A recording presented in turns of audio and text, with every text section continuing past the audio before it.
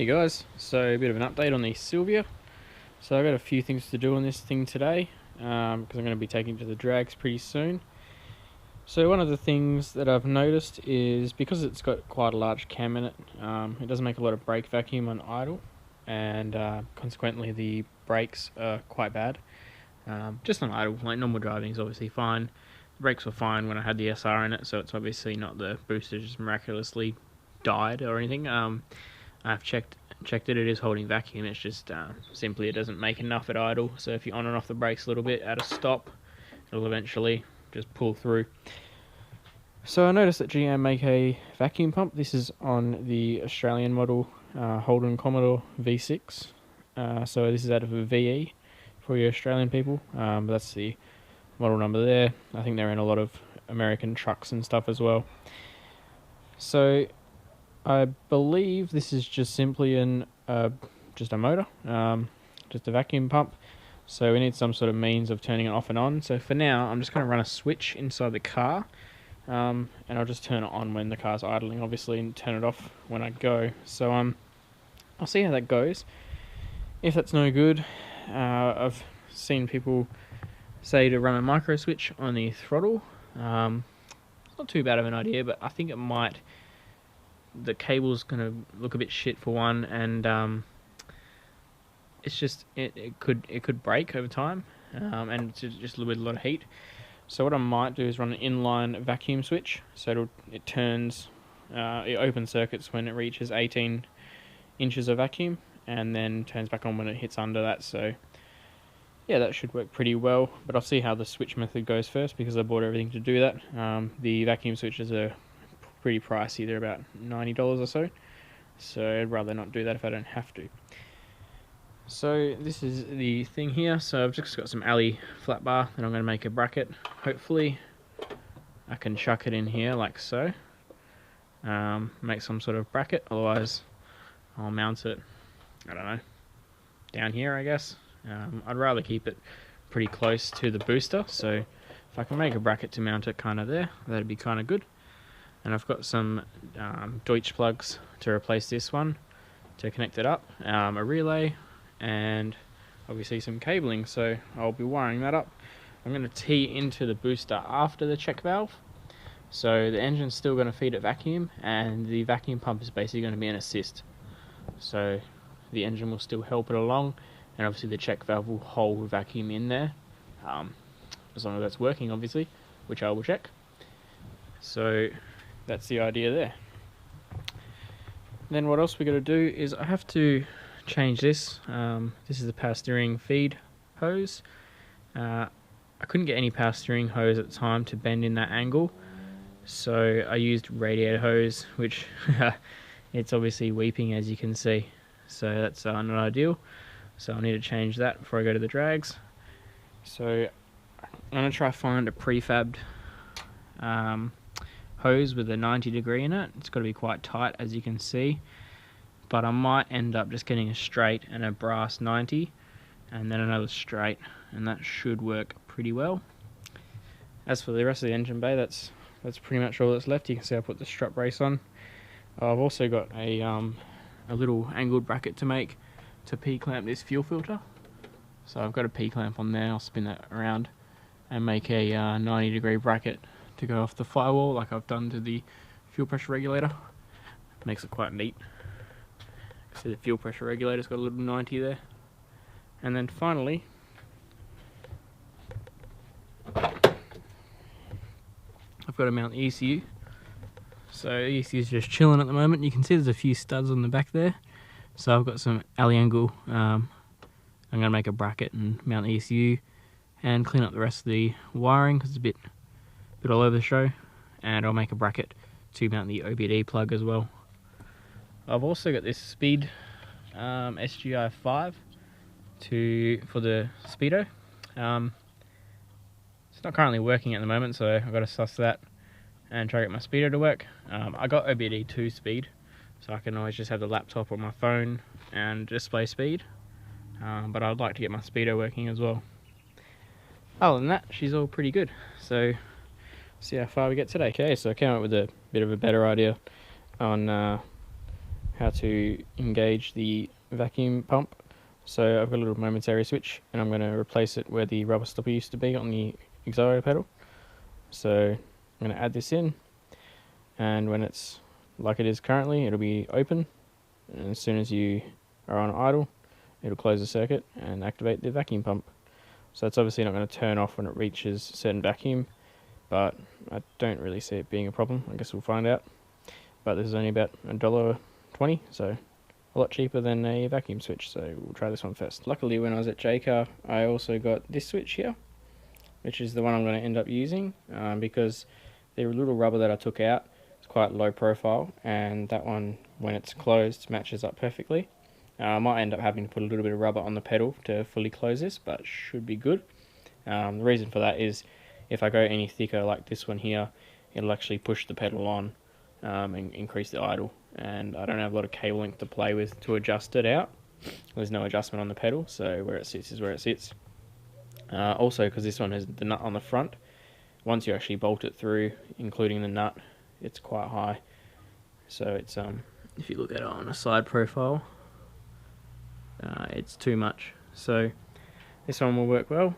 So I just got to solder the wires onto the back of it and run it through the firewall to the relay, and then on straight to earth. So this will just earth out the relay, activating the relay when the throttle is closed, and then when the throttle is open, it'll turn off the vacuum pump. So I've soldered the switch here to some cable, so that should be good.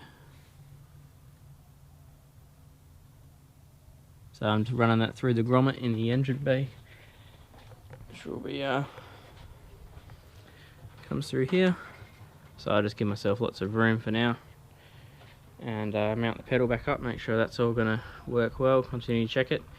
Once I'm happy with that, I'll work out a spot to mount this, hopefully here somewhere, and then we just got to provide power to it, hook up the relay, and we're all done. So this is the end result of the vacuum pump in the engine bay. So I just mounted it with some alley angle.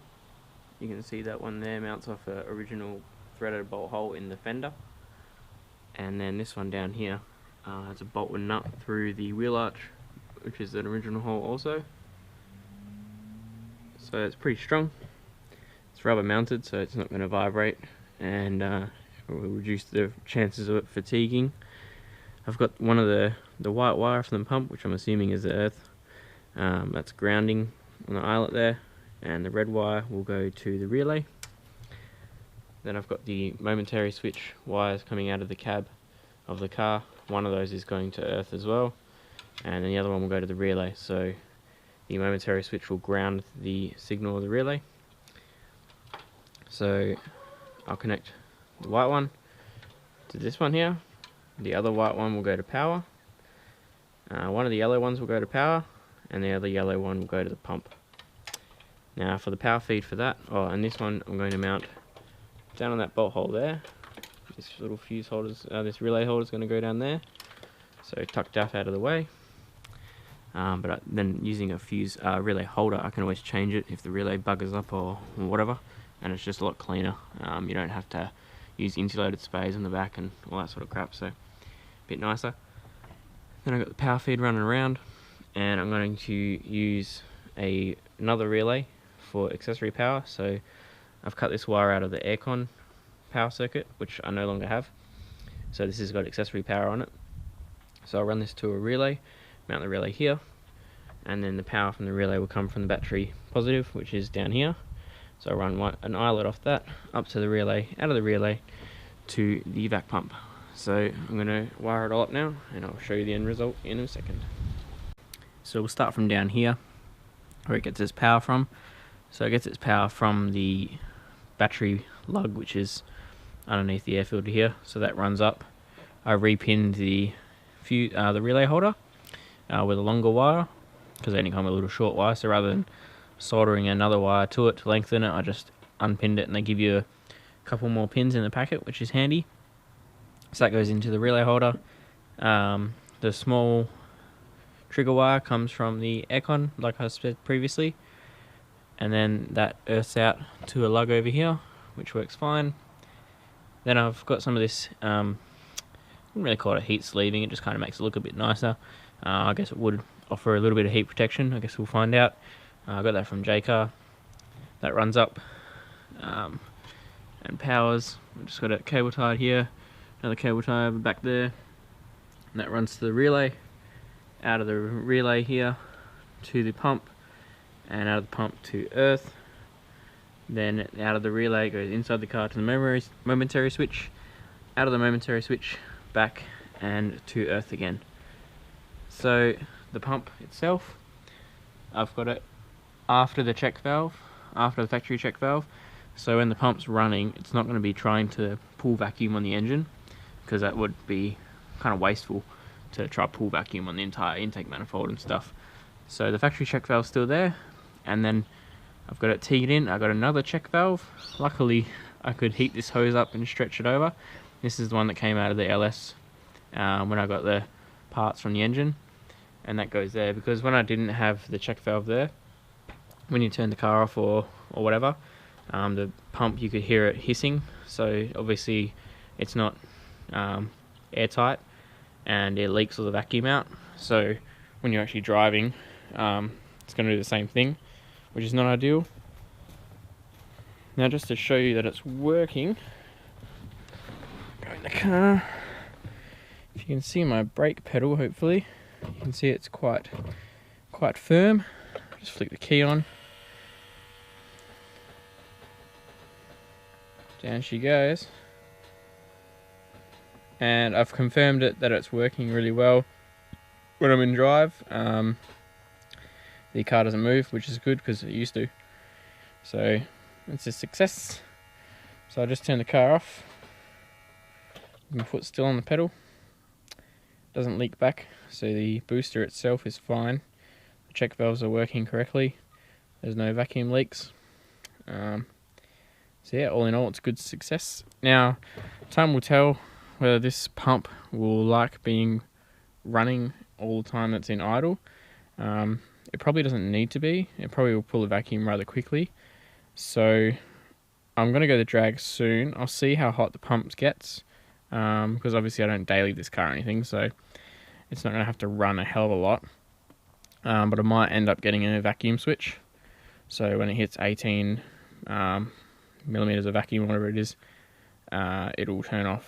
So I might order one of those on eBay. But other than that, she's pretty good. So now it's on to sorting out that mess over there, and we'll mount that fuel filter, and we're pretty much ready to go down the strip. Alright, I've just popped the top cowl off there so I can gain access to the back of it. I've drilled a hole just under the fuel pressure, the oil pressure sensor there, if you can see it. And I've just whipped up this little L bracket, a couple of holes in it, and I'm going to put that in there, just like so. And that's going to hold on to that P-clamp, which will hold the fuel filter. Easy peasy. So I've finished the fuel filter mounting. So it's just P-clamped like so. Pretty basic, nothing much to it. So that pretty much finishes off the engine bay. There's not really anything left to do in here. So that's good. Alright, so now we'll move on into the interior. I've actually jumped the gun a little bit, and I've mounted the ECU. So here it is here. So it's just on a stud on the left hand side, and on the right hand side it didn't quite marry up to the stud that was there, unfortunately. So I made a little alley bracket to mount that to the other stud, and she's solid. It's obviously the ECU is loose in the plastic bracket it's in, but the plastic bracket itself is solid as a rock. It's not going anywhere. So I've sort of neatened up the wiring somewhat. Like I say, it's not a daily, so it's only going to go down the drag strip and then get put back on a trailer, so it doesn't have to be super duper good. Got the OBD here ready to connect up, so it's in pretty easy access spot. Now this one I will end up cable tying it to the harness here when I'm finished with it, just to get it out of the way. But for now I'm still calibrating the speedo, so that will stay down there. And just so I can show you guys, I've taken the glove box out, and I'll put the glove box back in and the left side trim, and then that's the interior all done. Sweet. Okay, so the interior is all complete. Bit of an overview.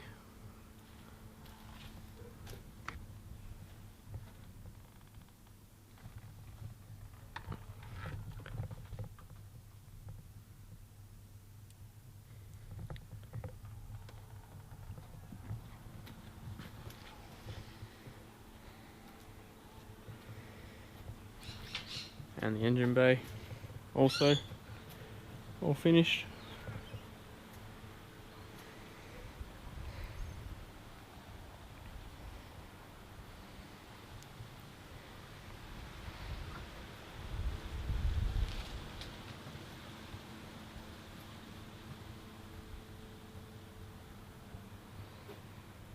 So without annoying the neighbours too much, I'll just crank it up real quick.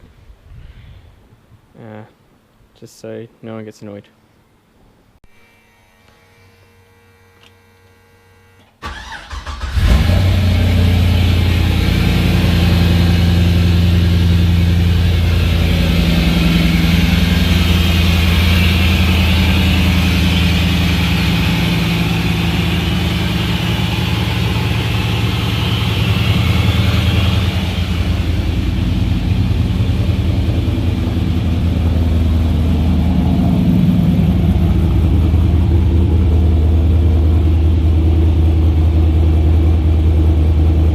It will get a lot lumpier as it gets cold. It's idling at about 1100 right now.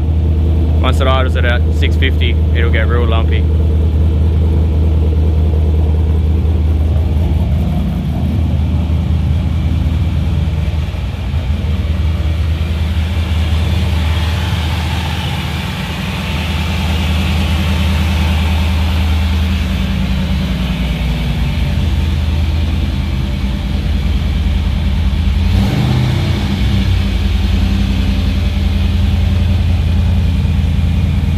As you can see, it's idling at about 1100. I better turn it off. My neighbour was going to kill me. So that's a complete cold start. There was no warming up prior to the video. So it starts and runs really nice. We did actually have to take the throttle body off and drill out the little hole in the throttle blade, a little bit bigger, so it would idle properly, because the aero control counts were way too high. And after the dyno on cold start, it wouldn't even crank. So yeah, we drilled out that little hole, cleaned out the throttle body nice, and cleaned out the aero control valve, and idles and cold starts really nicely now. So I'm wrapped. So next video we'll be taking it down the strip. So stay tuned guys, subscribe if you haven't already, and I'll see you in the next one.